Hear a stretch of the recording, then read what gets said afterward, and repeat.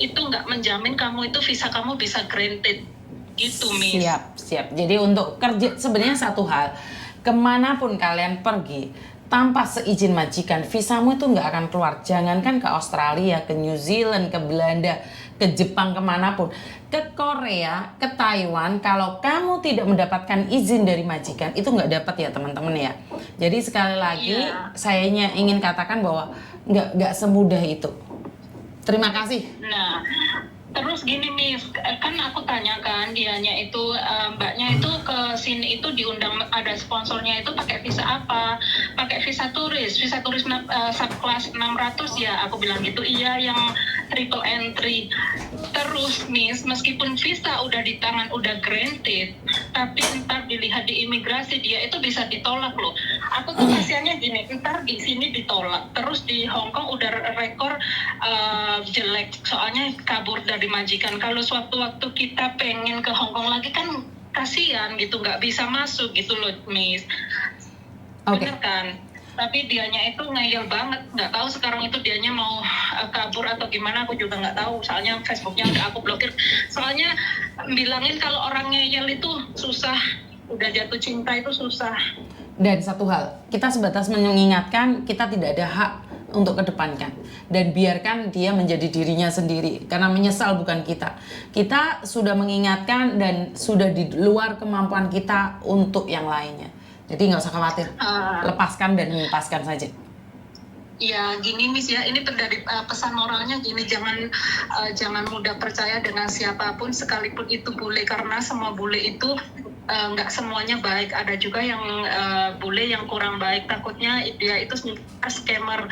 Kan banyak tau sekarang yang ada datang di sini itu pakai turis visa ntar kabur, habis itu ntar di penjara, dideportasi, kan sayang gitu loh Miss. Dan juga jangan mudah percaya sama bule, takutnya ntar ada terjadi sesuatu di sini, kasihan orang tuanya. Kalau dia punya anak, kasihan anaknya. Ntar kalau punya orang tua udah udah tua kan juga kasihan orang tuanya, banyak mikirin kita gitu loh Miss. Siap. Oke, terima kasih sharingnya. Semoga ini bermanfaat buat teman-teman yang lain. Terima kasih. Iya, terima kasih ya Miss Yuni atas waktunya. Salam untuk Kak Wahyu. Ini tadi aku juga di WA Kak Wahyu itu, Miss Yuni telepon cepetan, live cepetan telepon aku. Ya udah aku itu langsung telepon. Siap, terima kasih. Miss Yuni ya. Terima kasih, I love you. Salam buat keluargamu. Oke, siap, terima kasih. Ya teman-teman, memang benar pengalaman kita bagikan buat teman-teman. Ini bagus ini. Ini orang yang mau berbagi informasi. Tapi sekali lagi seperti yang saya katakan bahwa informasi ini belum tentu bisa ditelaah. Masih ingat awal-awal saya 2018 itu saya katanya itu konten kreator yang menyebarkan aib. Dulu belum ada konten kreator yang mendengarkan curhatan itu belum ada ya.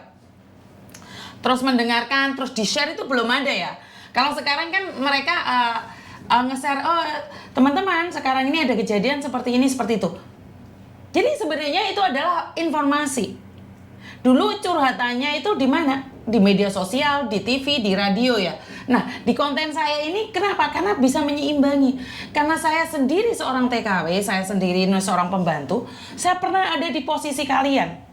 Saya pernah berjuang di posisi kalian, karena itu hanya apa yang bisa saya lakukan, mengingatkan kalian jangan sampai jatuh. Kalau dari zaman dahulu, kalau ada orang yang mengingatkan saya, mungkin saya akan berterima kasih. Kalau dulu saya ada yang mengingatkan bahwa tidak boleh seperti ini, nggak boleh seperti itu, mungkin saya akan berterima kasih dengan orang tersebut. Karena sebelum ini kejadian, saya sudah diingatkan.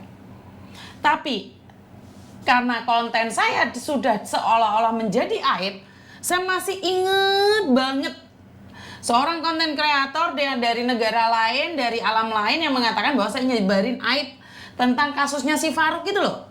Itu loh, pertama kali katanya bulan puasa lah, berhenti saja berkoar-koar karena ini aib. Saya berkata pada diri saya sendiri, jika hari ini kita tidak mau speak up dengan penindasan yang ada, maka kita akan disepelekan oleh orang. Tapi bukan berarti sedikit-sedikit komplain, sedikit-sedikit hauso, enggak. Karena kita itu sebagai manusia hidup itu harus banyak sekali cobaan. Kalau dikit-dikit minta bantuan yuk kayak tak amuk rek. Karena gini loh, kita diciptakan dengan berbagai masalah.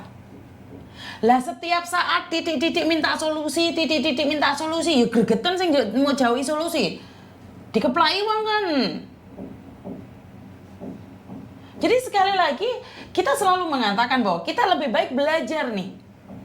Dari konten-konten kreator itu diambil yang baik.